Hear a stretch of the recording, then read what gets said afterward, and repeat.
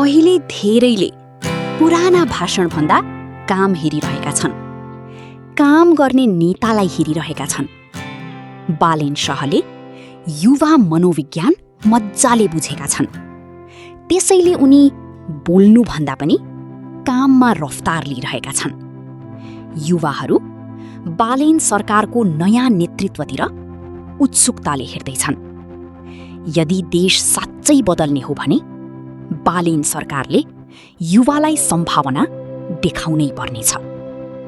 युवा केवल जनसङ्ख्या मात्र होइनन्, युवा भनेको देशको भविष्य र प्राण हुन्।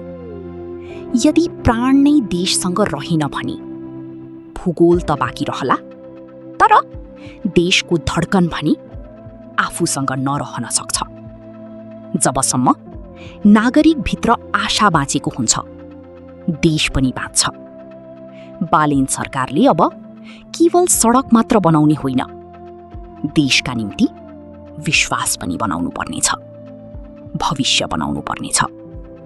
उनी बरु भाषण नगरून्, तर उनले यस्तो समाज बनाउनु पर्नेछ जहाँ एउटा युवाले भन्न सकोस्, म यही देशमा आफ्नो वर्तमान बाँच्न चाहन्छु।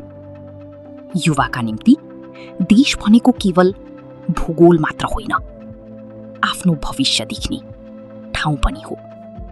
जुन दिन युवाले आफ्नै भूमिमा भविष्य देख्न थाल्छन्, त्यही दिनबाट यो देश फेरि भरिन सुरु हुनेछ। बालेन सरकारले एयरपोर्टको भिड फेरि नियालेर हेरुन्। आज पनि त्यहाँ आँसु लुकाएर देशको भविष्य उडिरहेको छ। त्यो उडिरहेको आँसुको ताकत सरकारले अनुभूति गर्न गरोस्।